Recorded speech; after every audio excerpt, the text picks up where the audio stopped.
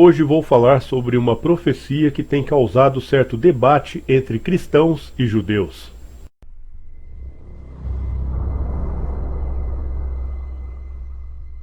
Bom, gente, a profecia a que me refiro está em Isaías capítulo 7, versículo 14. E ela diz o seguinte: Eis que a virgem conceberá e dará à luz a um filho, e ele será chamado pelo nome de Emanuel.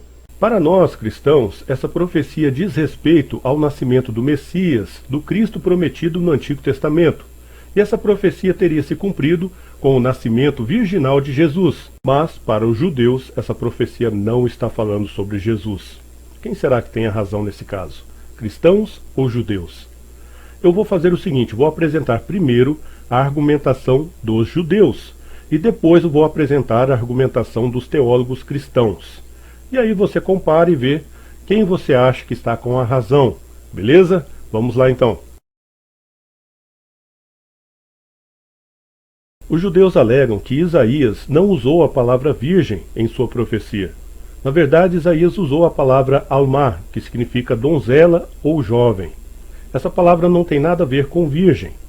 Se Isaías quisesse mesmo falar de uma virgem, ele usaria a palavra hebraica betulá, que significa virgem. Mas ele usou almá, que significa donzela. Portanto, ele não estava falando sobre uma virgem. Ele estava falando sobre uma donzela, ou seja, uma moça nova. E essa palavra, segundo os judeus, pode tanto ser usada para moças virgens, como para moças não virgens. Assim, o próprio Senhor vos dará um sinal, eis que a donzela conceberá e dará luz um filho, e chamará o seu nome Emanuel. Então, meus amigos, o negócio é muito simples. Em hebraico não aparece a palavra virgem, betulá. Okay? Parece a palavra donzela, alma. Alma significa uma mulher jovem. Tá? E betulá significa virgem. São duas palavras diferentes que não representam nada parecido. Pode ser uma donzela virgem, pode ser donzela não virgem. Orientação sexual não tem nada a ver se ela é virgem ou não. Os judeus também argumentam que o profeta Isaías, ao iniciar sua profecia, usou a partícula hebraica iné, traduzida como eis. Eis que a donzela conceberá. Mas o que tem de mais o uso dessa partícula hebraica? Para os judeus, essa partícula hebraica funciona como um dedo indicador, ou seja, o profeta estava falando de uma pessoa contemporânea, de uma mulher que vivia naquele tempo, e não de uma jovem que nasceria séculos mais tarde, isso segundo os judeus. O que aconteceu foi o seguinte: naquela época o rei de Israel fez uma aliança militar com o rei da Síria, e ambos queriam tirar o rei Acás do poder. Acás era rei de Judá, e eles queriam colocar no lugar de Acás um rei ali mais maleável, um rei fantoche, que eles poderiam controlar. E Acás, é claro, ficou com muito medo. E o profeta Isaías foi enviado por Deus até o rei Acás para garantir ao rei Acás que ninguém iria conseguir tirá-lo do poder. E Deus ainda ofereceu um sinal ao rei Acás, dizendo assim: a donzela vai conceber um filho que será chamado de Emanuel, que significa Deus conosco. E antes que esse menino cresça e saiba diferenciar o bem do mal, esses dois reis que estão tentando invadir Judá serão derrotados. Portanto, você pode ficar tranquilo, porque Deus é contigo. Esse é o sinal que o profeta Isaías propõe nessa profecia. E segundo os judeus, essa profecia se cumpriu com o nascimento do rei Ezequias, filho do rei Acás. Segundo os judeus, Ezequias seria esse menino que nasceria e seria chamado pelo título de Emanuel. Portanto, a jovem que iria conceber seria esposa do rei. Outros judeus, porém, acreditam que Isaías estava se referindo à sua própria esposa, quando disse que a donzela iria conceber. Portanto, o menino que iria nascer seria filho do próprio profeta e teria cumprido essa profecia. Bom, de qualquer forma, já deu para perceber que para os judeus essa profecia não tem nada a ver com Jesus. Bom, quanto à alegação dos judeus de que Ezequias cumpriu a profecia de Isaías, ou seja, que ele é aquele menino citado na profecia, os teólogos cristãos contestam dizendo o seguinte: Ezequias se tornou rei em 716 a.C., quando ele tinha 25 anos de idade. A profecia de Isaías foi feita em 734 a.C., ou seja, se você fizer uma conta, você vai perceber que Ezequias já era nascido no momento da profecia. Ele tinha mais ou menos 6 anos de idade, portanto a profecia não poderia estar se referindo a ele. Quanto à outra versão, a de que o menino da profecia era filho do profeta Isaías, isso também é contestável. Nós sabemos que Isaías, o profeta, teve 2 filhos, e nenhum dos 2 foi chamado na Bíblia pelo título de Emanuel. Nenhum dos 2. Um dos 2, inclusive, estava presente no momento da profecia, ele já era nascido. E o outro também nunca foi chamado de Emanuel. Portanto, essa explicação dos judeus é especulativa. Quanto ao uso da palavra Alma, os teólogos cristãos admitem que essa palavra pode tanto significar uma moça virgem, como uma moça que não é virgem. Mas eles alegam que todas as vezes que essa palavra aparece no Antigo Testamento, ela sempre está sendo usada em referência a uma moça virgem. Portanto, a profecia de Isaías não seria uma exceção. Vale ressaltar que esses caras que escreveram o Novo Testamento, João, Lucas, Mateus, Marcos, Paulo, eram pessoas que entendiam muito bem da religião judaica, eles conheciam muito bem a hermenêutica judaica, eles conheciam muito bem as tradições judaicas, inclusive também conheciam muito bem o idioma hebraico. Até mesmo porque uma criança de 9 anos naquela época já tinha que saber ler em hebraico. Portanto, não eram ignorantes falando sobre coisas que eles não conheciam, eram pessoas versadas na religião judaica. Agora, por que um cara como Mateus iria citar a profecia de Isaías falando sobre uma virgem, sendo que a palavra Alma significa donzela? Veja bem, esses dias eu estava conversando com um judeu e ele me disse que Mateus forçou a barra, que Mateus traduziu Alma por virgem para tentar encaixar Jesus na profecia bíblica. Mas isso não é verdade. Na verdade, quem traduziu a palavra Alma por virgem foram os próprios judeus, olha quem diria, e não os cristãos.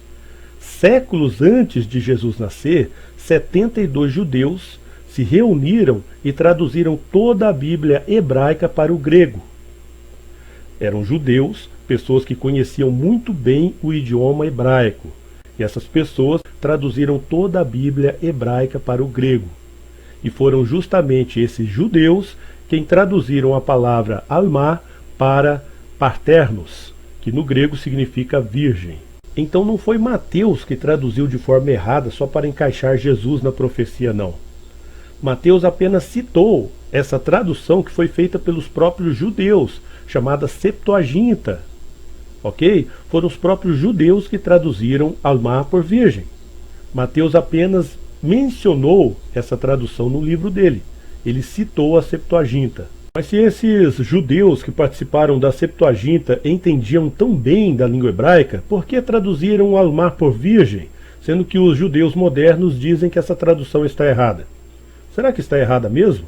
De acordo com alguns dicionários hebraicos, não, a tradução está correta. Alguns dicionários hebraicos defendem que a palavra Alma pode ser literalmente traduzida por virgem. Um desses dicionários é o famoso léxico hebraico-português de Strong, que defende que a palavra Alma tem que ser realmente traduzida como virgem. Bom, gente, na minha opinião, tanto judeus quanto cristãos estão certos. Peraí. Cristãos dizem uma coisa, judeus dizem outra, mas como assim os dois estão certos? Tá louco? Podem ficar tranquilos que eu não estou ficando louco e não vou sair daqui numa camisa de força, não. O que acontece é tudo uma questão de método hermenêutico. Os cristãos utilizam um método e os judeus utilizam outro método para interpretar essa profecia. Quando você lê textos antigos da religião judaica, você logo percebe que eles possuíam vários métodos hermenêuticos para interpretar as escrituras. Mas os 3 principais métodos são o método literal, o método alegórico e o método tipológico. Esses 3 métodos são os mais utilizados. Os judeus, no caso, estão usando o método literal. Eles estão interpretando a profecia de forma literal. Os cristãos estão usando o método tipológico. O que seria um método tipológico? Deixa eu tentar explicar aqui de uma forma simples. O método hermenêutico por tipologia, ele parte do princípio de que uma profecia pode ter uma mensagem explícita e uma mensagem implícita. Às vezes a profecia está falando de determinada coisa, mas tem uma mensagem velada dentro dela sobre outra coisa. Lembrando que esse método hermenêutico por tipologia não é uma invenção de cristãos. É um método que já era utilizado pelos judeus, mas os cristãos que escreveram ali o Novo Testamento usaram muito esse tipo de método para interpretar o Antigo Testamento. Quer ver um exemplo do uso da tipologia pelos autores do Novo Testamento? Veja bem, lá no livro de Números, a Bíblia nos conta que o povo hebreu começou a ter alguns problemas com serpentes. Eles começaram a ser picados por essas serpentes. Aí o povo foi e reclamou com Moisés, Moisés orou a Deus, e Deus respondeu algo muito estranho para Moisés. Ele disse assim: olha, Moisés, faça uma serpente de metal, coloque essa serpente numa haste e deixe ali visível para todo mundo.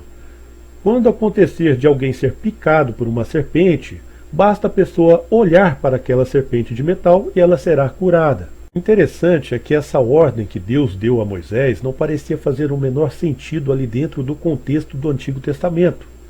Deus, o Deus de Israel, mandando fazer uma imagem de escultura, pedindo para o povo olhar para aquela imagem para receber a cura, é meio estranho. Mas isso só passou a fazer sentido com a explicação do Novo Testamento. O Novo Testamento ele explica o Antigo Testamento. E lá no Novo Testamento, João deixou claro que aquilo era uma tipologia de Jesus, ou seja, era uma referência velada à crucificação de Jesus. E os escritores inspirados ali do Novo Testamento utilizaram muito esse método hermenêutico por tipologia. Eu poderia até citar outros exemplos. E Mateus viu na profecia de Isaías uma referência ao nascimento virginal do Messias. Portanto, os judeus estão certos sim naquilo que eles dizem, porque aquele menino da profecia com certeza nasceu nos dias do profeta Isaías e cumpriu aquela profecia que ele tinha passado para o rei Acás. E também os cristãos estão certos, porque essa profecia contém uma mensagem implícita falando sobre o nascimento do Messias. E Mateus, como um bom conhecedor do método hermenêutico hebraico, percebeu isso e deixou ali registrado em seu livro, e isso serve de base para a nossa fé cristã.